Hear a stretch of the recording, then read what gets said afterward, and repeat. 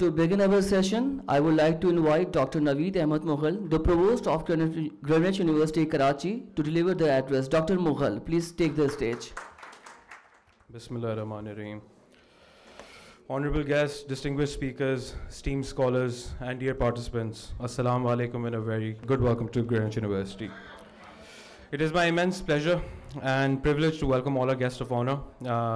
Definitely Mr. Abdul Qadir Patel, Member National Assembly, Mr. Asim Azim Siddiqui, CEO Pakistan Intermodal Limited, Dr. Fuad Ahmed, Chairman Town Municipal Gulshan, Air Commodore Zahidul Islam Saab, Director Research CIS, Abdul Hafiz, Dr. Abdul Hafiz, to this prestigious conference on non-traditional security challenges in the 21st century. As we come to the conclusion of this remarkable conference on non-traditional security challenges in the 21st century, it is my honor to extend my deepest gratitude to all those who contributed in making this event a success.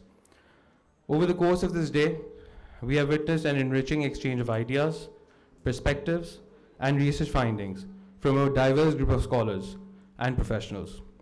With 7 esteemed keynote speakers, 7 distinguished guests of honor, and 57 insightful paper presentations across 11 parallel sessions, this conference has provided a platform to address critical sub-themes that define the evolving security landscape of our world today. From cyber threats and climate change to economic instability and human security concerns, we have explored the multifaceted dimensions of non-traditional security challenges. The engaging discussions, the thought-provoking analysis, and rigorous scholarly contributions have not only broadened our understanding, but have also paved the way for meaningful contributions and definitely policy recommendations. I extend my sincere appreciation to our esteemed keynote speakers and panelists for their invaluable insights, the paper presenters for their dedicated research, and the organizing teams of Federal Urdu University and Greenwich University for their seamless coordination and commitment. As we move forward, let us carry the spirit of inquiry and collaboration that has been fostered here today and continue working towards innovative solutions for the security challenges of the modern era. Greenwich University is pleased to announce scholarships for MPhil and MS students who are the participants for this research, for this conference today. And I hope this scholarship will be in way of supporting your outstanding this progress. Once again, I thank you for all the participation, and I look forward to future engagements that have built upon the knowledge and discussions that have been shared here today. Thank you to everyone. Thank you. Thank you, Dr. Naveed.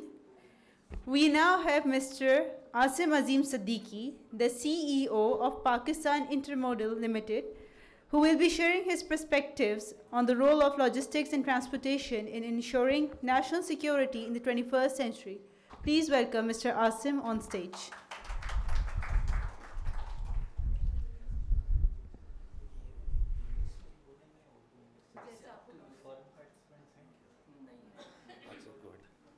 Bismillahirrahmanirrahim. Ladies and gentlemen, Assalamu alaikum. Qadir Patel Saab, other distinguished guests, students. मुझे तो बहुत खुशी हुई when I saw the program. First of all, I would like to congratulate the organizers of the conference. From the program, I could tell that a lot of hard work and thoughts must have gone in making this conference possible. मैंने भी काफ़ी conferences कराई हुई हैं, तो this was quite different. इसमें काफ़ी सारे topics cover हुए हैं. I wish I could have attended some more sessions, and all pertinent, of course, non-security issues. Pakistan today definitely needs a lot of effort to take us out of the quagmire, but not just that, we need to determine our direction, where are we heading, so as a country. And उस पे मैं एक चीज़ ज़रूर organiser को कहूँगा कि ये जितनी भी चीज़ें हम डिस्कस करते हैं, मतलब किए हैं आपने टॉपिक्स ना, they all ultimately lead to a economy. तो हमारी economic stability और economic progress, I personally feel is the primary, ठीक है ना, objective. कि because I have a public policy think tank also, तो 5 साल पहले मैंने खुद ये सोचा था कि basically हमें एक मॉडल बनाना चाहिए کہ 7 سے 8% کی جی ڈی پی گروتھ کیسے ہوتی ہے سر. آپ تو نمائندے ہیں سر ہمارے, اور اس ماڈل میں یہ سارے سب سیکٹرز آتے کہ یہ بلو اکانومی کیا کر سکتی ہے, کلائمیٹ چینج کے جو ہیں وہ کیسے کنٹریبیوٹ کرتے ہیں, نیگیٹو فیکٹرز, پازیٹیو فیکٹرز, بلو اکانومی جس پہ مجھے کہا گیا ہے بولنے کے لیے, تو وہ اس کا ایک ماڈل بنائیں, ٹھیک ہے نا, تاکہ کوئی بھی گورنمنٹ آئے تو انہیں پتہ ہو کہ مطلب فار ایگزامپل کسی سیکٹر کو آپ پی ایس ڈی پی سے سپورٹ کر رہے ہیں, تو اگر آپ اس کو نہیں کریں گے تو اس کا امپیکٹ کیا آئے گا آپ کا جی ڈی پی, کیونکہ 7-8% جی ڈی پی کی گروتھ کے بغیر تو کوئی فیوچر نہیں ہے. ہم کر لیں جتنا ہمیں ڈسکشن کرنا ہے, ٹھیک ہے نا, we need to get out. So anyway, just some thoughts from my side and congratulations, and I hope this will be a continuing process and not just a one of conference. اچھا, مجھے کہا ہے کہ جی to talk on the blue economy, that's my background. I belong from the shipping cargo handling sector. Alhamdulillah, I represent the industry also. I've been there in the policy making also. So I am just going to give a challenge to put in perspective my industry, in particular blue economy جس کو کہیں گے, and I saw اس کے اوپر بھی تھے پٹیل صاحب would also be quite pertinent. تو یہ جو پاکستانی پورٹس ہیں, یہ پہلی مرتبہ ہے کہ جو ہم کہانیاں سنتے تھے کہ یہ سینٹرل ایشیا کے جو ہیں وہ شارٹیسٹ پاسبل روٹس ہیں اور یہاں سے اس کا کارگو جانا چاہیے, وہ اب ہم عملی طور پہ دیکھ رہے ہیں. اب ہم عملی طور پہ دیکھ رہے ہیں کہ ٹرانزٹ کارگو آ رہا ہے اور جا بھی رہا ہے. اتنا نہیں ہے مگر ہم اس کا ایسٹیمیٹ کر رہے ہیں کہ وہ کتنا ہو سکتا ہے. تو صرف پرسپیکٹیو دینے کے لیے, جو آبادی ہے اور جو اکانومی ہے سینٹرل ایشین اسٹیٹس کی, تو جتنی پاکستان کی آج کارگو ہینڈلنگ ہے دونوں پورٹس کی, پورٹ قاسم اور کراچی کی, وہ 100 ملین ٹن ہے, اور ہم ٹرانزٹ کارگو جو ہے نا وہ آرام سے 50 ملین ٹن کر سکتے ہیں for those economies, which means کہ we grow our transport, logistics, handling ports infrastructure by 50%, which is a lot because transport sector I think is 16 to 18% of Pakistan's GDP. تو وہ اچھی بلی گروتھ آتی ہے. میں یہی کہہ رہا تھا نا کہ یہ ساری چیزیں ہیں جو اس کو جی ڈی پی پہ لے کر آ جائیں کہ کیسے سپورٹ کریں گی. اس میں بڑے چیلنجز ہیں ٹرانزٹ ریٹ کے.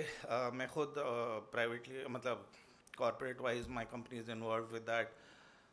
The ecosystem is not there, the transit trade agreements are not there. Of course customs کے ایشوز ہیں, پورٹ کی ایڈمنسٹریشن کے ایشوز ہیں, بٹ خیر میں ان نٹشل یہ کہوں گا کہ اچھی چیز یہ ہے کہ وہ فوکس میں آ گئی ہے, ہائی لائٹ میں آ گئی ہے. یہ ہمارے پرائم منسٹر جو ہیں وہ سینٹرل ایشین اسٹیٹس پہ کافی فوکسڈ ہیں, ابھی بھی جا رہے ہیں اینڈ آف نیکسٹ منتھ, اور ٹرانزٹ ٹریڈ اگریمنٹس کے اوپر کام ہو رہا ہے. اور وہ ٹرانزٹ ٹریڈ اگریمنٹس اس لیے نہیں ہو پا رہے ہیں کیونکہ اس میں وہ ٹریڈ اگریمنٹس بھی ڈال رہے ہیں منسٹری آف کامرس کے کہ ہم اور آپس میں ٹریڈ بھی کیا کر سکتے ہیں, وچ از ویری گڈ کہ ایک پریفرینشیل ٹریڈ اگریمنٹ بھی ساتھ میں آ جائے. تو اس پہ کام ہو رہا ہے. یہ بھی گورنمنٹ نے ٹاسک فورس بنائی تھی میری ٹائم سیکٹر کو ریوائٹلائز یا کچھ کرنے کے لیے. اس نے کوئی 99 پوائنٹس دیے ہیں کہ کیا کیا چیزیں ہونی چاہیے, بیکاز اگین ایکو سسٹم ہے نہیں, تو بہت ساری چیزوں کے لیے نہیں ہے, ٹرانسپورٹ کے لیے نہیں ہے, ٹرانزٹ کے لیے نہیں ہے, اینڈ آف کورس ہماری اپنی کاسٹ آف ڈوئنگ بزنس بہت ہائی ہے.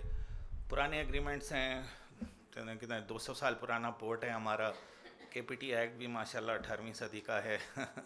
سو اینی وے وہ بہت ساری چیزیں ہیں جس پہ ابھی کام ہو رہا ہے.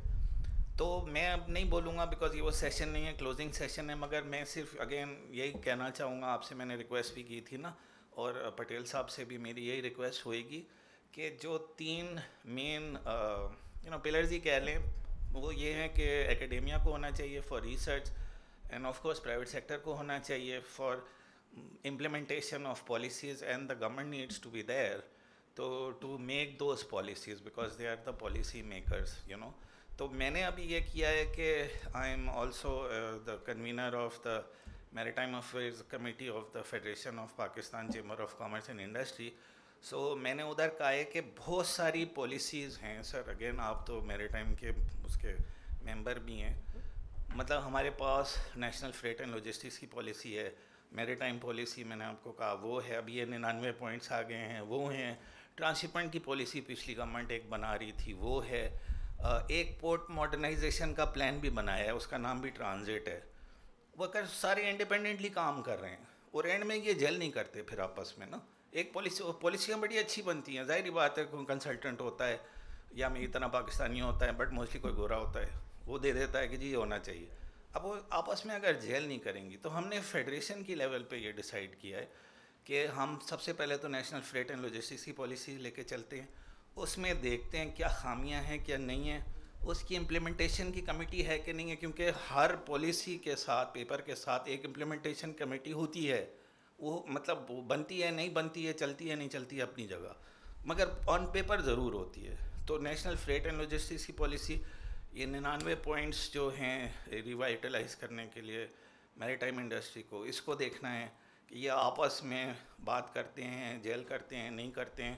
اس کے علاوہ ٹرانسشپمنٹ کی پالیسی پھر ہم کیسے بنا سکتے ہیں, تو اس میں پرائیویٹ سیکٹر کی انپٹ بہت ضروری ہے, بیکاز اگر پرائیویٹ سیکٹر کی انپٹ نہیں ہوگی تو آپ کوئی بھی پالیسی بنا لیں مگر وہ ہو نہیں سکے گا. سو ہماری so there is a lot of potential in our blue economy for sure, especially highlighting the transit potential. اور اس میں اب ایک ورڈ جو سیکیورٹی کا ڈال دیا ہے وہ یہ آ جاتا ہے کہ اگر پاکستان کے تھرو, پاکستان کے پورٹس کے تھرو, پاکستان کی سڑکوں پہ, ہائی ویز پہ اگر 10 ملکوں کا کارگو جاتا ہے تو that provides the state with a lot of security basically. And I think that is certainly one of the criterias. It's not making our neighboring countries dependent on us, but it's securing our national interests with the national interests of other countries. And اس وقت جو global چل رہی ہے اس میں regional economies need to integrate basically, not work together. And یہ بہت بڑی اپرچونیٹی ہے پاکستان کے پاس کہ اگر ہم اپنی انڈسٹری کو, اپنی اکانومی کو سینٹرل ایشین کنٹریز کے ساتھ انٹیگریٹ کر سکیں. آئی مین آف کورس پھر وہاں سے مطلب میں تو اور بھی بات کر سکتا ہوں, بیلٹ اینڈ روڈ سے ریل کنیکٹیویٹی آ جاتی ہے تو we go all the way to Moscow and the whole of from one point of Far East Asia سے لے کے ہم یورپ کے آخر تک جو ہے وہ ٹرین پہ بھی کارگو لے جا سکتے ہیں. بٹ ابھی چیلنج جو ہے وہ انٹیگریشن کا ہے, وہ ایکو سسٹم کا ہے. And I am very happy that the government is working on it. اور مجھے کہا ہے شہاب صاحب نے دیٹ وہ بلو اکانومی کے اوپر بھی اور آرگنائز کریں گے, تو ہم بیٹھ کے اس پہ بات کر سکتے ہیں کہ اسپیسیفکلی کن ٹاپکس پہ وہ کر سکتے ہیں. Again thank you to the organizers and thank you for this opportunity.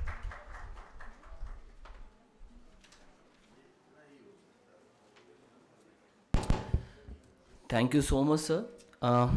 We have Dr. Fawad Ahmed, Chairman of the Town Municipal Gulshan and Chief Operating Officer of the Children's Hospital Karachi. Dr. Ahmed will addressing public sector and its intersections with the non-traditional security issues. Dr. Ahmed, please join us on the stage. Thank you. بسم اللہ الرحمن الرحیم. سب سے پہلے تو میں Urdu university کی faculty کا شکریہ ادا کرتا ہوں کہ انہوں نے مجھے موقع دیا آج آپ کے سامنے یہاں حاضر ہونے کا, اور خاص طور سے اتنے معزز شخصیات سے ملاقات اور ان سے سیکھنے کا موقع ہے. یہ بنیادی طور پہ آج کا جو عنوان ہے, جس طرح یہاں بات بھی آئی کہ بہرحال ہم جس دنیا کے اندر ہیں وہاں سیکیورٹی کی اپنی ایک اہمیت ہے, اور سیکیورٹی سے ویسے جو پہلا تاثر ذہن میں آتا ہے وہ یہ کہ اسلحہ, گولی, ٹینک, ہوائی جہاز یا تحفظ کے وہ آلات جو عام طور سے ہمارے ذہن میں ہیں. اور بہرحال یہ بات بھی ایک بالکل فیکٹ ہے کہ تحفظ وہیں اس کی ضرورت ہوتی ہے جہاں کوئی خطرات موجود ہوں, اور انسانی زندگی ہو یا تمام معاملات ہوں وہ بہرحال خطرات کے ساتھ مستقل ان کا کوئی نہ کوئی واسطہ ہے. لیکن یہاں جس طرح آج ہم بات کر رہے ہیں کہ غیر روایتی خطرات, غیر روایتی چیلنجز کے جو خطرات, اس میں ایک چیز میں آپ کے سامنے ضرور رکھوں گا کہ یہ ایک ایسی حقیقت ہے جس سے ہمارا واسطہ ہے کہ ہمارے سامنے کوئی دشمن نہیں ہے. یعنی یہ اگر ہم بات کریں جن غیر روایتی خطرات کی یا غیر روایتی چیزوں کی, لیکن ایک اہم چیز یہ کہ بطور ڈاکٹر کیونکہ میں بہرحال پریکٹسنگ ڈاکٹر بھی ہوں, ایک ہاسپٹل کے ساتھ عملی طور پہ وابستہ بھی ہوں, اور ساتھ ہی ساتھ ایک اہم ذمہ داری اس وقت میرے پاس عوامی نمائندگی کی ایک ٹاؤن کی چیئرمین شپ کے طور پر ہے. اور وہ ٹاؤن بھی اس طرح سے ہے کہ اگر میں اس کا تعارف کراؤں مجھے خود بھی اس کی خوشی ہوتی ہے کہ ہم عملاً کراچی کا سینٹر ہیں, گلشن اقبال, اور میرے ٹاؤن کو یہ اعزاز حاصل ہے کہ اس ٹاؤن کے اندر 3 سرکاری جامعات موجود ہیں, جس میں ایک کراچی یونیورسٹی ہے, federal Urdu university, science campus ہے, اور اسی طریقے سے NED یونیورسٹی ہے. باقی یونیورسٹیز سر سید اور اقرا اور یہ کئی یونیورسٹیز ہیں. ٹیوشن سینٹرز کراچی کے جو اگر میں یہ بات کرتا ہوں کہ جو ٹاپ موسٹ ٹیوشن سینٹرز ہیں, چاہے وہ او لیولس کے ہوں, میٹرک, انٹر کے ہوں, وہ سارے کے سارے ہمارے ٹاؤن کے اندر آتے ہیں. تو اس لحاظ سے ہی میرے لیے ایک اعزاز ہے کہ ایک پڑھے لکھے لوگوں کا ٹاؤن اور ایک ایسے لوگ جو کراچی کی نمائندگی کرتے ہیں ان کا ٹاؤن ہے. تو اس لحاظ سے آپ کے سامنے میں موجود ہوں, اور اس بات کا بھی اظہار ہے کہ ان سارے چیلنجز کو قریب سے دیکھنے کا موقع ملتا ہے, چاہے وہ عوامی مسائل ہوں صحت کے حوالے سے یا انفراسٹرکچر کے حوالے سے. لیکن جو بات میں آپ کے سامنے کرنا چاہ رہا ہوں کہ ایک اہم چیز جو نان ٹریڈیشنل سیکیورٹی کے حوالے سے ہمارے سامنے آتی ہے, اس میں اگر میں ایک بات کروں جس سے ہم نے ساری دنیا نے کچھ عرصے پہلے واسطہ ہمیں پڑھا ہے, میں میڈیکل پوائنٹ آف ویو سے بات کروں کہ اس کے لیے دنیا میں کوئی بھی تیار نہیں تھا, وہ کووڈ-19 ہے. کووڈ-19 نے ایک ایسی ٹرمز ہمارے سامنے لے کر آیا کہ جن سے ہم آگاہ ہی نہیں تھے. میرا خیال ہے کہ آج سے پہلے 2019 سے پہلے کسی کو بھی نہیں پتا تھا کہ آکسیجن کی اہمیت کیا ہے. ہم آکسیجن لیتے تھے اور ہمیشہ چھوڑتے ہیں, آج بھی چھوڑتے ہیں, اور کاربن ڈائی آکسائڈ کو نکال رہے ہوتے ہیں, آکسیجن کو ایبزارب کرتے ہیں. لیکن عملاً صورتحال یہ تھی کووڈ-19 میں, آپ نے اور ہم نے سب نے دیکھا کہ آکسیجن کی قیمت آسمانوں کو چھونے لگی تھی. قیمت سے زیادہ اویلیبلٹی کا مسئلہ ہو گیا تھا, اسپتالوں میں جگہیں شارٹ ہو گئی تھیں. ہم اس دنیا میں آ گئے کہ جہاں پہ اس وقت ایک ایسے چیلنجز ہیں جس کے لیے شاید ہم تیار بھی نہیں ہیں, یا تیار ہوتے ہوتے بہت کچھ نقصان ہمیں ہو چکا ہوتا ہے. اور یہ صرف ایک چھوٹی سی مثال میں نے آپ کے سامنے رکھی میڈیکل کے حوالے سے. اگر میں بات کروں جیسے کووڈ-19 ہے, میں جس وقت میں نے MBBS کیا, ہم ٹیکسٹ بکس میں جب پڑھتے تھے ڈینگی کو تو ہمارے سینئرز کہتے تھے اس کو چھوڑ دو, اس پہ سب بات ہی نہیں ہوگی, اس لیے کہ ڈینگی ہمارے یہاں ہوتا ہی نہیں. لیکن آج ڈینگی جو ہے وہ ہمارے ہاں وبائی مرض بن چکا ہے, اور اتنا وبائی مرض بن گیا ہے کہ ہر سال ہم سب جانتے ہیں کہ ڈینگی سے سینکڑوں اموات ہوتی ہیں, کراچی کے اندر بھی, پورے ملک کے اندر بھی. اور کچھ سال پہلے ڈینگی ایک ایسی وبا تھا کہ لوگ پریشان تھے کیا کریں. ٹی وی پر یہ خبریں چلتی تھیں کہ اس کی دوائیاں نہیں مل رہی. پتہ چلا اس کی تو دوائی اس طرح ہوتی کوئی نہیں. لیکن ہم اتنے پریشان ہو گئے تھے, پینک میں آ گئے تھے کہ یہ جو چیلنجز ہیں جس کے لیے ہم تیار نہیں, اور یہ جو اب بعض اوقات کچھ مین میڈ ہیں اور کچھ اللہ کی طرف سے ہیں, کہ جس کے نتیجے میں آپ کی پوری نہ صرف اکنامی ہل جاتی ہے بلکہ ایک پورا فرد اور اس کا خاندان بھی ہل جاتا ہے. لازمت اکنامی اگر ہم بات کرتے ہیں تو وہ بنیادی طور پہ تو انسان ہرٹ کرتی ہے ایک فرد کو اور ایک پورے خاندان کو, معاشرے کو. اس کی خوشحالی سے پورا ملک اور معاشرہ خوشحال ہوتا ہے. اور ایک اور چیز جو میں آپ کے سامنے رکھنا چاہتا ہوں وہ یہ کہ اس وقت جو چیلنجز ہیں وہ صرف وہ نہیں جو ہمیں نظر آ رہے ہیں, بلکہ آپ دیکھیے کہ اس وقت ہیلتھ کے حوالے سے اگر میں صرف بات کروں تو کتنے ہی لوگ ہیں جو اس لیے موت کے منہ میں چلے جاتے ہیں کہ وہ بیماریوں کا ابتدا میں علاج کرانے کے قابل نہیں ہوتے, ان کے پاس اتنے وسائل نہیں ہیں. یہ چیلنج ہے اس وقت لوگوں کے لیے کہ وہ اسپتالوں کا رخ نہیں کر پاتے, لیب ٹیسٹ اس لیے نہیں کراتے کہ اگر میں ٹیسٹ کراؤں گا اس کے نتیجے میں کوئی نئی چیز نکل آئی تو میں کیا کروں گا, اس کے لیے تو اخراجات ہی نہیں ہیں. بیماریاں ایسی ہیں کہ لوگ پورا پورا گھر بیچ دیتے ہیں, اپنے زیور بیچ دیتے ہیں, بچوں کا مستقبل خطرے میں پڑ جاتا ہے. لیکن یہ بہرحال ہم جس سوسائٹی کے اندر ہیں اس میں سارے وہ چیلنجز ہیں جو اگر میں ہیلتھ پروفیشنل کے طور پہ آپ کے سامنے بات کروں, یا اگر آج میں آپ کے سامنے ایز اے ٹاؤن چیئرمین, کیونکہ میں عوامی مسائل کی بھی اگر بات کرتا ہوں تو ایک بہت بڑا چیلنج ہمارے لیے انوائرمنٹ کا ہے. اور یہ انوائرمنٹ کا چیلنج ایسا ہے کہ جو صرف انوائرمنٹ سے مراد یہ نہیں کہ آپ کے یہاں پارٹیکل میٹر بڑھ گیا, جس کو آج کل ٹی وی نے بہت بڑھا دیا کہ ایئر کوالٹی انڈیکس آپ کا یہ ہو گیا ہے, لیکن وہ ایئر کوالٹی انڈیکس آپ کو کس کس طرح متاثر کر رہا ہے ہمیں اس کا اندازہ ہی نہیں ہے. آج جو لوگوں کے اندر اس وقت اریٹیبلٹی بڑھ گئی ہے, جھنجھلاہٹ بڑھ گئی ہے, روڈوں پہ لڑتے ہوئے آپ کو لوگ نظر آتے ہیں. مطلب کراچی کے اندر مجھے اس بات پہ حیرت ہوتی ہے, میرا بہت انٹریکشن ملٹی نیشنلز میں رہا, گوروں کے ساتھ اٹھنا بیٹھنا ہوا. میں نے کہا ہم جس معاشرے میں لوگوں کو سیفٹی سکھاتے ہیں, ہیلتھ سیفٹی انوائرمنٹ, ہم لوگوں سے کہتے ہیں آپ ہیلمٹ پہنیں, آپ چشمہ لگائیں, آپ ڈانگری پہنیں, آپ فل بوٹس پہنیں, آپ اس میں کام کریں. ملٹی نیشنل پہ بہت بات ہوتی ہے. میں نے کہا لیکن یہ وہی آدمی جو نیو کراچی سے نکلتا ہے, لانڈی سے نکلتا ہے, تو ہیلمٹ اس کی موٹر سائیکل کی ٹنکی پہ ہوتا ہے. یہ بیچارہ اگر بس پہ آتا ہے تو بس کی چھت پہ بیٹھتا ہے. جہاں سیٹ بیلٹ کی بات کرتے ہیں آپ, سیٹ بیلٹ تو بہت دور کی بات ہے, وہ چھت کی گرل پہ بھی بیٹھ کے سفر کر لیتا ہے. کراچی وہ جگہ ہے بدقسمتی سے کہ جہاں پہ لوگ رانگ سائڈ آ کے رائٹ سائڈ آنے والے کو آنکھیں دکھاتے ہیں کہ یار دیکھ کے نہیں چلا رہے, یعنی کوئی اس سے پوچھے. اور اب تو کراچی کے اندر میں نے خود, آپ سب بھی اس کی گواہی دیں گے کہ اوور ہیڈ بریجز پہ لوگ رانگ سائڈ آ جاتے ہیں اور بڑے دھڑلے کے ساتھ آتے ہیں, اسپیڈ کے ساتھ آ رہے ہوتے ہیں. تو ہم یہ وہ سارے چیلنجز ہیں جس کو اگر ہم بات کریں یہ ہماری نفسیات پہ اثر ڈالتے ہیں. کہ میں آج کل گلشن ٹاؤن میں لوگوں سے بات کرتا ہوں کہ ایمبیانس کو بہتر کرنے پر میرا خواہش ہے کہ کچھ کر سکیں, اس لیے کہ جس وقت آپ اپنے گھر واپس لوٹیں تو آپ وہ جو پورے راستے کا غصہ ہے وہ اپنے بیوی بچوں پہ نہ نکالیں.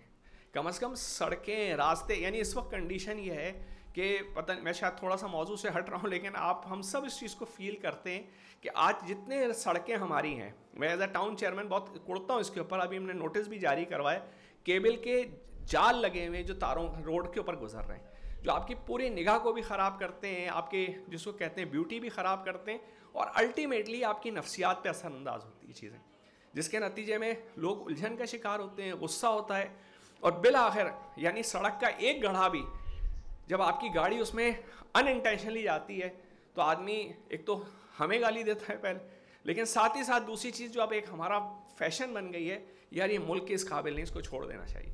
وہ جتنے لوگ باہر گئے وہ کہتے ہیں نہیں بچے نہیں آ سکتے یار, یہاں تو گٹر بہ رہے ہوتے ہیں, یہاں لائٹ کا نہیں پتہ ہوتا, یہاں جو ہے وہ سڑکوں کا حال برا ہے. لیکن بہرحال یہ ملک ہمارا ہے.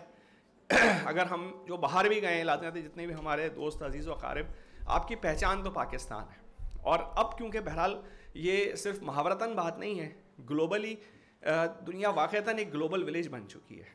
یعنی اگر آج ہم بات کرتے ہیں کہ کوئی بھی دنیا میں ایجاد ہوتی ہے, آپ کے پاس آنے میں گھنٹوں لگتے ہیں, اب سالوں اور صدیوں کا مسئلہ نہیں ہے. یعنی آج کوئی کہتا ہے نا ہم 200 سال پیچھے ہیں امریکہ سے یا یورپ سے, تو ہم کسی دوسری دنیا کے اندر ہیں. آپ کو 200 سال پیچھے رہنے پہ کسی نے مجبور نہیں کیا, آپ بالکل قدم سے قدم ملا کے چل سکتے ہیں اگر ول ہو, چیزوں کا ادراک ہو. ایک چھوٹی سی بات کہہ کے میں آپ سے اجازت چاہوں گا کہ ہر روز نئے چیلنجز ہیں. پرسوں آپ نے دیکھا ہوگا ٹی وی میں ایک خبر آئی کہ چیٹ جی پی ٹی جو بنیادی طور پہ اس وقت چھایا ہوا تھا نوجوان نسل میں اور ہر چیز, ایک ڈیپ سیک نے آ کے امریکہ کے نیسڈیک کی جو ہے وہ اس کو گھٹنے بٹھا دیا. یہ وہ چیلنجز ہیں جو آئے دن آئیں گے, اکنامیکل چیلنجز بھی ہیں اور ساتھ ہی ساتھ ٹیکنالوجیکل چیلنجز بھی ہیں. اور یہ جو سیکیورٹی چیلنجز ہیں اس کے لیے بنیادی طور پہ جو اس وقت ضرورت ہے وہ بہت زیادہ اپنے آپ کو اپڈیٹ رکھنے کی, اور خاص طور سے اس میں جو اکیڈمی ہے اس کا تعلق ہے کہ ہم صرف نصابی کتابوں پر توجہ نہ دیں بلکہ لوگوں کو ریسرچ کے اوپر لگائیں, جدید چیزوں کی طرف اور اپ ٹو ڈیٹ رکھنے کے اوپر. اس لیے کہ ہمارا نصاب بھی بدقسمتی سے بہت دیر سے اپڈیٹ ہوتا ہے, اور یا ہوتا ہے تو وہ جو باہر سے آتا ہے وہ ہمارے پاس آ جاتا ہے. تو یہ جو ہمارے ملک کے اندر اس وقت کمی ہے, چاہے وہ میڈیکل سائنس کی میں اپنی بات کرتا ہوں, میں اس بات کو بالکل ایکسیپٹ کرتا ہوں. میں اپنے سینئر سے بھی اس وقت بات کرتا تھا کہ ہماری ساری ریسرچ دوائیوں کی ڈوزز بھی گوروں کے مطابق ہیں. اللہ تعالیٰ نے گوروں کا جسم الگ بنایا, ہمارا جسم الگ بنایا. ہر ڈوز گورے پہ جو فٹ ہوگی وہ آپ پہ فٹ نہیں ہو سکتی ہے, سائنس اس کو مانتی ہے. ہر آدمی کی فیزیولوجی الگ ہے. اسی طریقے سے ہمارے مسائل کچھ الگ ہوں گے, ہماری چیزیں الگ ہیں, لیکن جب تک ہم خود تعلیم اور تحقیق کے ساتھ اور ان چیلنجز کا ادراک کرتے ہوئے آگے نہیں بڑھیں گے تو ہم شاید دنیا کے ساتھ قدم سے قدم نہ ملا سکیں اور صرف رونا روتے رہیں. لیکن کوئی بھی قوم صرف رونا رونے سے ترقی نہیں کر سکتی. ترقی جب ہی کرتی ہے جب اس کے ذہین لوگ, خاص طور سے جیسے آپ لوگ ہیں, اس لیے کہ آپ طالب علم ہیں, آپ ہی اصل میں اس ملک کا مستقبل ہیں, آپ ہی سے اس قوم کو امیدیں وابستہ ہیں, اس لیے کہ یہی لوگ ہیں جو لیڈ کرنے والے ہیں. اور آپ لیڈ کریں گے تو انشاءاللہ پاکستان بھی ترقی کرے گا, کراچی بھی ترقی کرے گا, اور خود آپ اور آپ کے گھرانے ترقی کریں گے. بہت شکریہ. السلام علیکم. Thank you, Dr. Fowd. It is now my pleasure to introduce Air Commodore Zahidul Hassan, Director of Research at the Center for International Strategic Studies. He will share his expert views on military perspectives and the role of strategic research in dealing with emerging security challenges. Please welcome him on the stage. Bismillah ar-Rahman ar-Rahim. Distinguished guests, researchers, academics, faculty members, dear students, Assalamu alaikum and very good afternoon. It is indeed a matter of great honor and privilege for me to stand before such an august gathering and express my views on such a significant and relevant subject as we have been alluding since morning. And I extend my personal gratitude to the management for affording me this opportunity and heartfelt felicitations for organizing such an event. Ladies and gentlemen, I know that throughout the day you have heard very elaborate and thought-provoking speeches and papers from eminent scholars representing different Pakistani and international institutions of higher learning. And considering the paucity of time, I would not take much of your time to present my submissions. Ladies and gentlemen, alluding on the subject, in general terms, the non-traditional security challenge referred to threats to a nation's stability and well-being that arise from sources beyond traditional military conflicts, including issues like climate change, pandemics, cyber attacks, mass migrations, resource scarcity, food insecurity, drug trafficking, and human trafficking. Essentially, these threats cannot be addressed solely through military means. This is very important, and essentially require whole of the nation approach for synergetic employment of all elements of national power to obtain meaningful results. Ladies and gentlemen, to explain the subject further, I will take help from a renowned scholar and former US Secretary of Defense, Mr. Robert McNamara, who was the US Secretary of Defense from 1961 to 1968. And he said that it is increasingly being realized that it is poverty, not the lack of military hardware, that is responsible for insecurity across the southern half of the planet. To prove this point, he referred to countries like certain African countries, he referred like Rwanda, Liberia, Somalia, Zaire, wherein the environmental threats and poverty together were the major causes of civil war. Similarly, Barry Buzan, a renowned British political scientist and a military security analyst, identifies three-pronged approaches to the security studies. First of all, he identifies there are certain people who are called traditionalists. Then the second category he identifies as the Wideners, and those who extend the range of security to other than the military to the other aspects also. And then there's a third school of thought which he identifies as critical security studies, who actually are the ones who have the questioning attitude to the whole framework to which security is conceptualized. Ladies and gentlemen, the non-traditional security threats, just like natural calamities and non-state human actions, cannot be restrained within the geological boundaries and hence affect governments, people, societies, and institutions in a similar manner, wherein within or across the geographical boundaries. As globally agreed, these threats are primarily can be categorized into three dimensions in nature. First one is purely related to the natural disasters like hurricanes, floods, droughts, earthquakes, tidal waves, volcanic eruptions, and avalanches. Likewise, it also includes outbursts of communicable diseases like HIV, AIDS, tuberculosis, SARS, swine, and the one which we had few years back, that was COVID. The second dimension includes semi-natural threats that affect the essential resources and economic conditions of the nation's states like water shortage, scarcity of energy resources, poverty, and employment. While the third category, however, is purely man-made and appears in the forms of terrorism, deforestation, transnational crimes, insurgencies, drug trafficking, weapon smuggling, and migrants, etc. Natural disasters and man-made security crises can potentially lead to mass to mass migrations and mass displacements from one place to another. Ladies and gentlemen, the prevalent non-traditional security threats looming over the horizon are posing greater danger to the human security, therefore call for a comparable, harmonized, sincere, and dedicated efforts to counter them by espousing an integrated and unanimous strategy. These challenges are huge in quantum and transnational in nature, therefore cannot be addressed by one state in isolation. Just like traditional security dynamics, wherein countries address to one another in isolation, they form alliances and strategic partnerships with the other like-minded countries to build strength. I feel that it is high time to form regional and global alliances and partnership to address the menace of non-traditional security challenges. In same regards, creation of awareness among all the stakeholders is the prerequisite, and by going through today's proceedings, because I had the honor to chair one of the sessions as well, by going through the research papers of today's proceedings, I believe that we have taken a step in the right direction and need to continue with similar initiatives to cause meaningful impact. I'll stop here, and I really thank you everyone for your patient hearing.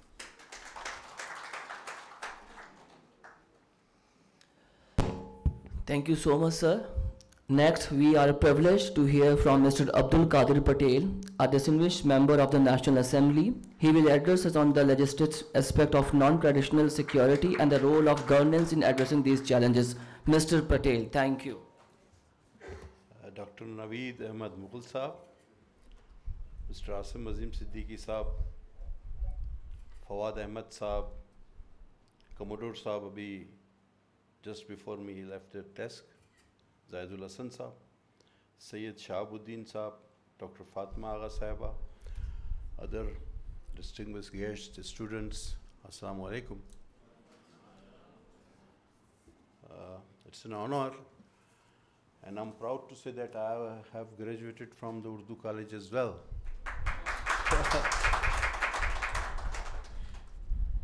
So, lovely friend Abdul Qadir, my Hamnam, he said, sir, you have to come because Urdu College is participating with the Greenwich. So I couldn't resist. I came here, I'm just before you. So let me explain my feelings and words which my Urdu says, because I can better express myself. And I believe that talent, knowledge and qualification cannot be judged by the language. And Chinese is a big example for you. So it's a different thing in different debate. आज का ये जो आपका non traditional security challenges, ये इंतहाई अहम और अनोखा मैं समझूंगा. इसमें मुबारकबाद पेश करता हूँ मुंतज़मीन को कि बड़ा अनोखा आप लोगों ने एक मौजू चुना है, और यकीनन इस पे बहुत बात होनी चाहिए, क्योंकि आगे चलकर हमें इसकी संजीदगी का मज़ीद अंदाज़ा होने जा रहा है. जैसे कि मुझसे पहले भी जिन लोगों ने आपसे जो लोग मुखातिब रहे, उन्होंने भी इसी बात पे ज़ोर दिया, और यकीन कीजिए कि ये वाकई लम्हा फ़िक्रिया है, और लम्हा फ़िक्रिया एक हद तक रहता है, फ़िक्र एक हद तक रहती है. जब उस वक्त फ़िक्र करके आप उसका हल ना निकालें तो फिर वो लम्हा फ़िक्रिया नहीं रहता, वो लम्हा मातम बन जाता है फिर. तो अल्लाह हम सबको उस चीज़ से महफूज रखे. आप अगर मुझे पूछेंगे कि जी नॉन सिक्योरिटी चैलेंजेस, तो कुछ तो अभी कमोडोर साहब ने भी बात की. मैं समझता हूँ कि ये एक लंबी फहरिस्त है. क्लाइमेट चेंज ठीक है, आपकी वाटर शॉर्टेज जो है ना, आपको पता है आपके 2024 में, अब जो मेरे पास फिगर है, पाकिस्तान को सर تیسرا بڑا جہاں پانی ختم ہونے والا ہے یا شارٹ ہونے والا ہے وہ تھرڈ کنٹری ڈکلیئر کیا گیا ہے جہاں آپ کا واٹر شارٹ فال ایک ڈیزاسٹر تک آنے والا ہے. اب آپ کلائمیٹ چینج کی بات کر لیں, پاورٹی کی بات کر لیں. اچھا, اب یونیسیف کی ایک رپورٹ ہے, اس کے مطابق پاکستان میں 38% لوگوں کے پاس کھانے کو کچھ نہیں ہوتا, اور جس میں 50% بچے شامل ہیں. آپ ہنگر کو لے لیں. اب 1918 سے 1919 تک سوائن فلو 20 سے 40% تک آبادی متاثر ہوئی, اس سے آپ کو پتہ ہے, اور 50 ملین افراد اس دنیا سے چل بسے, اور کووڈ آپ نے دیکھ لیا, اس کا پہلے بھی ذکر ہو چکا ہے. پاپولیشن ایکسپلوژن وہ بھی آپ سب سمجھتے ہیں. مائس مائگریشن کا ذکر مجھ سے پہلے ہو گیا, میں نہیں ریپیٹ کروں گا. ایک اور سب سے بڑی آج جس چیلنج کا میں سمجھتا ہوں ہمیں روز بروز سامنا ہے, وہ ہے ڈیوائڈ ان سوسائٹی. اب ڈیوائڈ ان سوسائٹی کے بغیر آج ہم یہاں بیٹھے ہیں, ہم ان ساری چیزوں کا ذکر کر رہے ہیں. اگر میری بات آپ سننے کو تیار نہیں اور آپ کی بات میں سننے کو تیار نہیں, تو نہ کوئی بحث ہوگی, نہ کوئی مباحثہ ہوگا, نہ کوئی مذاکرہ ہوگا, نہ کوئی مسئلہ بتائے گا, نہ اس کا حل نکلے گا. آج ہماری قوت برداشت بالکل ہی ختم ہو چکی. ہم چھوٹے تھے, ہم دیکھتے تھے بڑے بڑے مذاکرات ہوتے تھے, مذاکرے ہوتے تھے, ڈیبیٹس ہوتی تھی. یہ صرف آرٹس کونسل تک محدود نہیں تھا. میں گوا رہا ہوں زمانے طالب علمی میں, ہمارے اپنے کالج میں میں آپ کو ایک قصہ شیئر کرتا چلوں کہ جب کراچی میں ایک فساد کرایا گیا, میں تو ہر فساد کو کہتا ہوں کرایا گیا, ہوتا نہیں ہے, کیونکہ میں نے آج تک کسی سے کسی زبان کی بنیاد پہ آج تک مجھے پتہ ہی نہیں میرا کون سا دوست کون سی زبان بولتا ہے. ٹھیک ہے, وہ 30 سال سے میرا دوست ہے, میں نے آج تک اس سے نہیں پوچھا, اور مجھے پتہ بھی نہیں, اور مجھے پتہ کرنا بھی نہیں ہے, مجھے اس کی دوستی سے کام. تو ایک وقت میں کراچی میں 2 قومیتوں کے درمیان جھگڑا کرایا گیا. آپ اسٹوڈنٹس کا رول ڈٹرمن کیجئے. صرف میں سیکنڈ ایئر میں تھا اردو کالج میں, تو ہم نے ایک کراچی امن کانفرنس کروائی. ہمیں بہت سارے لوگوں نے کہا کہ بھائی روزانہ لوگ مر رہے ہیں, جو جہاں زبان بولنے والا ایک جاتا ہے اس کی لاش ہی آتی ہے, ادھر سے جاتا ہے اس کی لاش ہی آتی ہے. آپ یقین کیجئے ہم نے ان دونوں زبانیں بولنے والوں کے سارے مفکرین کو بلایا, وہاں بٹھایا, ٹھیک ہے. اور اس کے بعد ایک عجیب چیلنج بن گیا. میں آپ کو اپنے تجربات شیئر کر رہا ہوں, اور یہ اسی موضوع پہ آئیں گے کہ جی اب ان میں سے چیف گیسٹ کس کو بنایا جائے, یہ والے ناراض نہ ہو جائیں, وہ والے ناراض نہ ہو جائیں. تو ہم نے کہا یار احمد فراز پہ کوئی بھی ناراض نہیں ہوگا, ہم احمد فراز صاحب کو لے آئے. اور آپ نے ان کی مشہور زمانہ نظم, جو انہوں نے زمانے کی تقسیم جس کی ہم بات کر رہے ہیں, اس پہ آپ نے پڑھی کہ اب میرے دوسرے بازو پہ وہ شمشیر ہے جو اس سے پہلے بھی میرا نصف بدن کاٹ چکی, اسی بندوق کی نالی ہے میری سمت کے جو اس سے پہلے میری شہرک کا لہو چاٹ چکی, پھر وہی آگ در آئی ہے میری گلیوں میں, پھر میرے صحن میں بارود کی بو پھیلی ہے. یہ نظم پھر سے کرتے ہیں تو کون میں کون, کون کا سوال. اور آخر میں انہوں نے کہا اے میرے سوختہ جانو, اب کے گھر زلزلے آئے تو قیامت ہوگی, اب کے گھر زلزلے آئے تو قیامت ہوگی. اے میرے سوختہ جانو, میرے پیارے لوگوں, خود کو تقسیم نہ کرنا میرے سارے لوگوں, خود کو تقسیم نہ کرنا.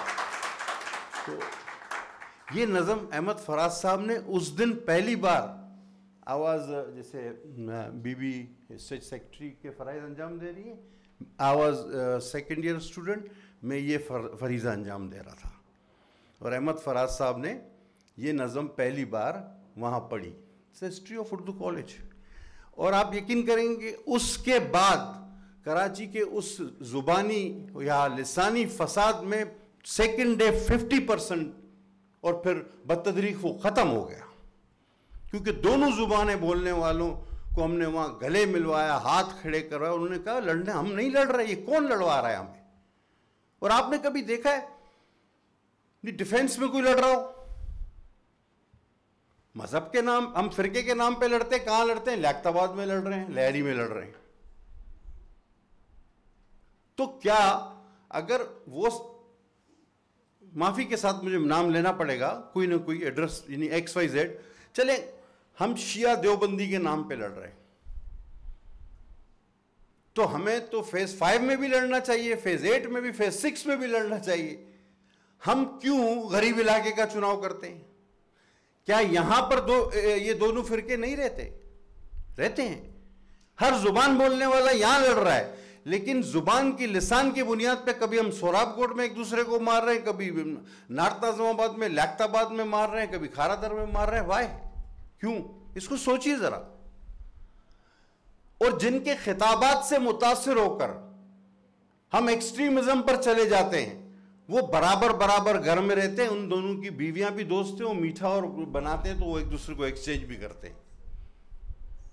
جن کے خطابات سے آپ متاثر ہو کر ایکسٹریم پہ جاتے ہیں نا، وہ ان کی اپنی گھریلو دوستیاں بھی ہیں، وہ ایک دوسرے کے یہاں کھانے پہ بھی آتے ہیں، کھانے پہ جاتے ہیں، شادی میں بھی جاتے ہیں، تقریبات میں بھی جاتے ہیں، لیکن وہاں آ کر ہم سے خطاب کرتے ہیں کہ مار دو فلاں کو، وہ کہتا ہے اس کو مار دو، لڑ پڑو. اپنا انہوں نے دکان بند کر کے پھر اپنے گھر جاتے ہیں تو بولتے ہیں ہاں جی مل کے کھانا کھاتے آئیں. تو ہمیں ان چیزوں کو دیکھنا ہوگا کہ یہ جو ڈیوائڈ ان سوسائٹی ہے. آج سب سے بڑا مسئلہ مجھے جو نظر آتا ہے، چونکہ طالب علم موجود ہے، دیکھیں ہم تقریری مقابلے کرواتے تھے، ڈیبیٹ کرواتے تھے، موضوع جس طرح آج آپ نے دیا، ہم سنتے تھے ایک دوسرے کو. آج ہم بات سننے کو ہی جب تیار نہیں تو آگے کیا ہے؟ ہم لڑنے کو تیار ہیں. یعنی پہلی، اگر کبھی مجھے کوئی، میری اپنی ذاتی عادت ہے کہ گاڑی کوئی یوں غور سے غصے سے دیکھتا ہے تو میں فوراً ہاتھ باندھ لیتا ہوں، چاہے قصور میرا ہو چاہے اس کا ہو. مجھے پتہ ہے کہ آج ہم عدم برداشت کا کس حد تک شکار ہو چکے، اور یہ ویسے ہی نہیں ہوا. بے خودی بے سبب نہیں غالب، کچھ تو ہے جس کی پردہ داری ہے. آپ یقین کیجئے کوئی بھی چیز بے سبب نہیں ہوتی. یہ آپ آج نہیں، کچھ عرصے بعد شاید آپ کو اندازہ ہوگا کہ یہ ملک ناقابل تسخیر ہے،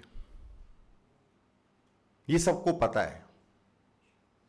تو جو بیرونی طور پر بیرونی عملوں سے تسخیر کے قابل ممالک نہیں ہوتے نا، ان کے لیے الگ اسٹریٹجیز بنائی جاتی ہیں کہ وہ اندر سے، خدا کرے میری منہ میں خاک، وہ اندر سے تسخیر کر لیے جائے.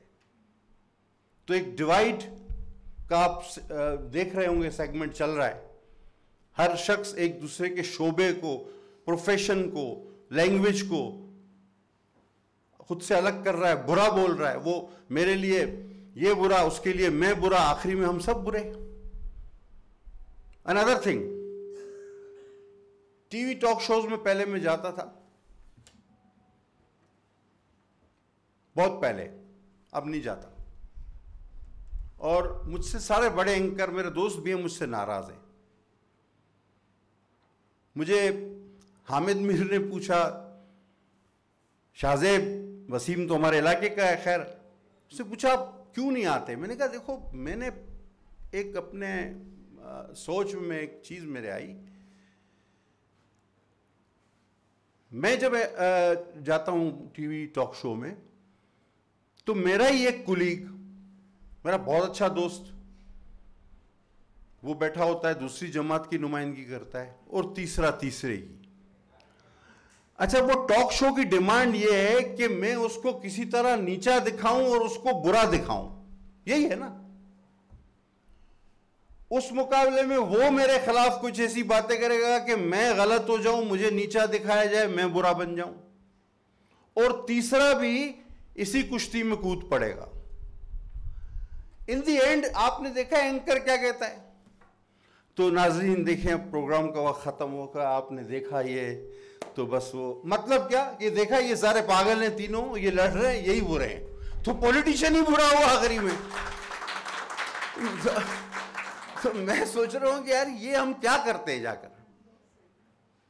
تو یہ تو ہمیں جو ہے, چاہے میں جیت گیا تو وہ برا ہو, تو برادری تو ایک ہے نا ہماری. تو یہ سوچنے کی چھوٹی چھوٹی باتیں کہ ہم عدم برداشت, آج ہم ٹھیک ہے ڈیبیٹ ہوتی ہے, صحت مند بحث ہوتی ہے, اچھی بات قبول بھی ہوتی ہے, اسمبلی کا ماحول تھوڑا سا تلخ ہو گیا ہے, اس ڈیپ بات میں نہیں جاتا, ہوتا نہیں تھا. الحمدللہ I was the youngest provincial member of assembly. دیکھیں گے, سرچ کریں گے. دین الحمدللہ تیسری چوتھی ٹرم میری as a member national assembly ہے. میں جس طرح وقت گزرتا جا رہا ہے میں ایک شدت دیکھ رہا ہوں. لوگ پہلے کیا ہوتا تھا, ہم ایک دوسرے کے خلاف مطلب ذاتی طور پہ نہیں, کسی کی پرپوزل ہے, کوئی ایکٹ ہے, کوئی قانون ہے, کوئی لا ہے, اس کو برا بولتے تھے, اس لیے اس جماعت کو بھی برا بولتے تھے, اس کے بعد بات ختم, کھانا ساتھ کھاتے تھے, چائے ساتھ پیتے تھے. جو جو وقت گزرتا جا رہا ہے خلیج بڑھتی جا رہی ہے, اور گزشتہ یہ ایک دو اسمبلیوں کے بعد تو اب کوئی ہاتھ ملانے کا روادار نہیں رہا. مطلب اختلاف کو دشمنی میں کیوں بدلا جا رہا ہے مجھے یہ سمجھ میں نہیں آ رہا. یہ بھی ایک بہت بڑا تھریٹ ہے آپ کے لیے کہ اختلاف میرے بھائی دشمنی نہیں ہوتا. مجھے آپ کی بات سے اختلاف ہو سکتا ہے, آپ کو میری, آپ مجھے آرگومنٹ دیں گے, میں آپ کو آرگومنٹ دوں گا, ٹھیک ہے, آپ کو سمجھ آیا نہیں آیا, مجھے سمجھ آیا نہیں آیا, ہم دشمن نہیں بنیں گے. ہم چلیں پھر چائے پیتے ہیں, ساتھ کھانا کھاتے ہیں, گپ شپ کرتے ہیں, کوئی لطیفہ سناتے ہیں, کوئی شعر سناتے ہیں ایک دوسرے کو. آج تو آپ جس سے بات کریں اس سے تھوڑا اختلاف آپ کا ہو جائے تو گالم گلوچ پہ اتر آتا ہے. تو معاشرے کے جو تھریٹس میں نے آپ کو گنوائے, انوائرمنٹ سے لے کے سارے, اور تو اس کے بعد, اور آپ کلائمیٹ چینج کا, میں آپ کو, کیونکہ بچے یہاں بیٹھے ہیں, یہ اپنے ڈیفنس کے سامنے دیکھا ایک جزیرہ ہے, بہت سارے لوگوں نے دیکھا ہوگا, اسے ڈاگ بیچ کہتے ہیں لوگ, آپ لوگوں میں سے شاید کئیوں نے دیکھا ہو. یہ 24,000 ایکڑ تھا. کلائمیٹ چینج کی تھوڑی سی آپ کو پریکٹیکل مثال دوں, یہ 24,000 ایکڑ تھا. ہم بچپن میں کھیلتے تھے اس پہ جا کے, کیونکہ ابراہیم حیدری ہمارے رشتہ داری تھی, تو وہاں سے بھی وہ سامنے پڑتا ہے, ڈیفینس سے بھی. تو 25 منٹ میں کشتی میں, 30 منٹ میں ہم پہنچ جاتے تھے. یہ یہاں پہ ڈاگ ہوتے تھے, آوارہ کتے, اور وہ ہمیں دیکھ کر بھاگ جاتے تھے, ہم یہاں کھیلتے تھے. آج سر وہ 24,000 ایکڑ صرف 9,000 ایکڑ رہ گئے. پانی آ گیا اوپر, آپ کے گلیشیئر پگھل رہے, گلوبل وارمنگ. لوگ تو آپ کو تھیسس دیں گے, میں آپ کو اگزامپل دے رہا ہوں. آج وہ صرف 9,000 ایکڑ رہ گیا, وہ 24,000 ایکڑ, اور یہ کچھ ہی سالوں کی بات ہے. تو آپ سوچیں گے کس تیزی سے ہمارے یہ سارے چیلنج. لیکن اس میں اگین آئی وڈ گو, میں کریڈٹ دوں گا, ہماری کچھ لوگ ہیں, اگر آپ آئندہ کلائمیٹ چینج پہ, انوائرمنٹ پہ بات کرنی ہو آپ کو, تو شہری رحمان صاحبہ کو ضرور بلائیے, اور شی is very much on it. یہ انہوں نے کافی کام بھی کیا, اور بہت زیادہ. اور اگر پاورٹی ایلیویشن پہ آپ کو چاہیے تو Shazia is good, Shazia Marri, she is very nice, اس نے بھی بہت کام کیا اس پہ. تو میں یہ چھوٹے موٹے تجربات شیئر کر کے, اور میں نہیں چاہوں گا کوئی مجھ سے چیز ریپیٹ ہو, میں پھر آپ لوگوں کو مبارکباد دوں گا. اور آپ نے بڑا پروگرام, اچھا پروگرام ارینج کیا. آئی ہوپ میں نے آپ کو اپنی باتوں سے مایوس نہیں کیا ہوگا. بہت شکریہ, السلام علیکم.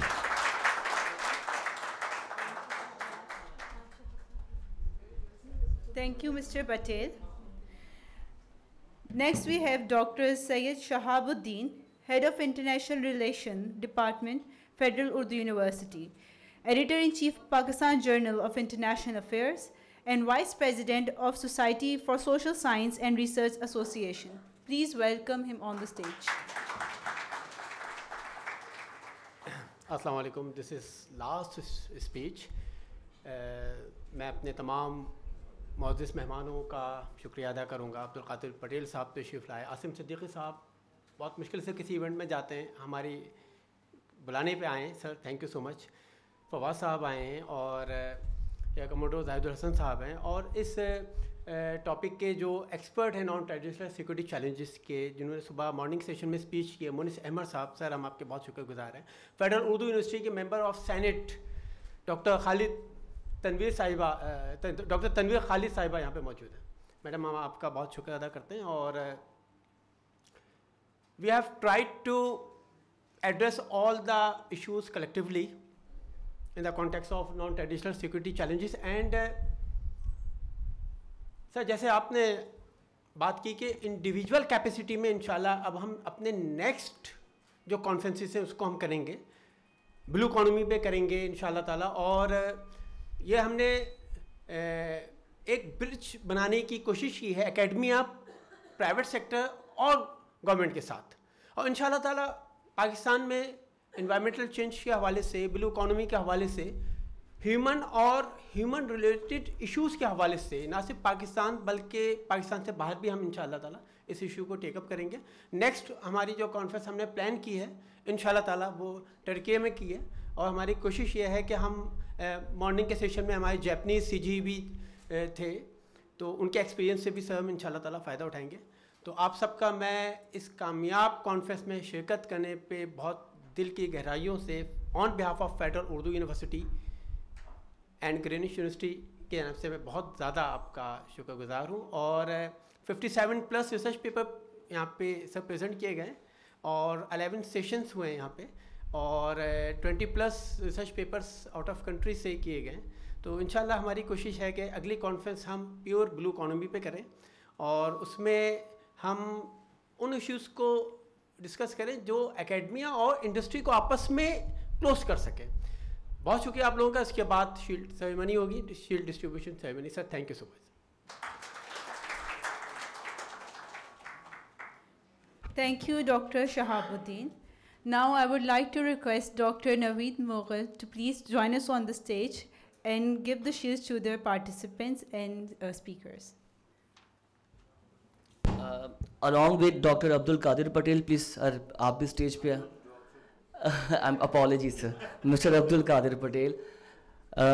Additionally, Professor Dr. Tanveer Khalid, Member Senate of Federal Urdu University, Abdul Qadir, Mr. Asim will present to sheet as well. Mr. Asim.